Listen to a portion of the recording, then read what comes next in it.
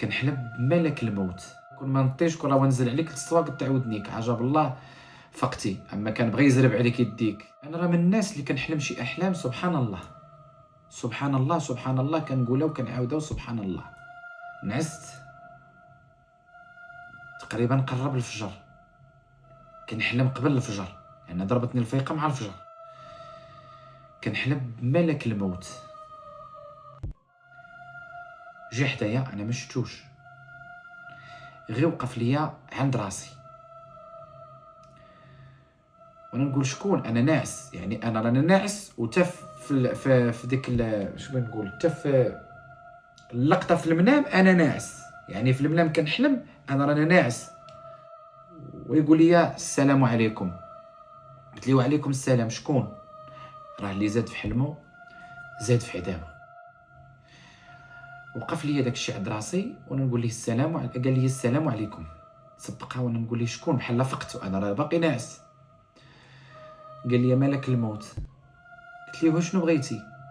قال لي جئت لاقبض روحك باللغه العربيه. الله يستر عليك، رانا باقي بغيت نعيش، الله يستر عليك، خليني.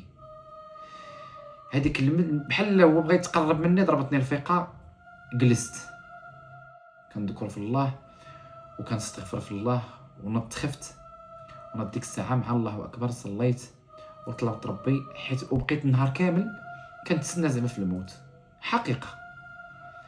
شي 3 ايام ولا مع يومين وانا مرعوب مع راسي. ملي سولت ناس قالوا لي انه ملك من الملائكه، يعني ما يمكنش يتجسد في شيطان او يتجسد في جن ولا شي حاجه، يعني من الملائكه. وقال لك الملائكه زعما ما كيتسيفوش. عاودت لهم الحلمه، بداو تيضحكوا عليا، قالوا لي كون ما نطيش كون راه نزل عليك الصواق تعاودنيك عجب الله فقتي، اما كان بغى يزرب عليك يديك.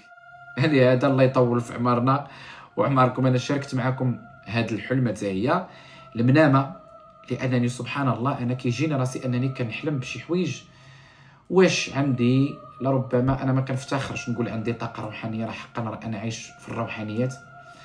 الحمد لله الحمد لله انني عندي طاقه روحانيه، حيت كنشوف هاد الحوايج، حيت بزاف ديال الناس انا عاودتها الناس فقهاء طرحت عليهم قالوا لي سبحان الله، لان هذا الحلم ما كيحلموا الا الانسان كيكون ما عاديش. زعما كاين واحد الطاقه، كاين شي حوايج باش تحلم بالملاك وتحلم بعرش الرحمن وحلمت بالرسول صلى الله عليه وسلم. غادي نعاودها لكم في فيديو اخر.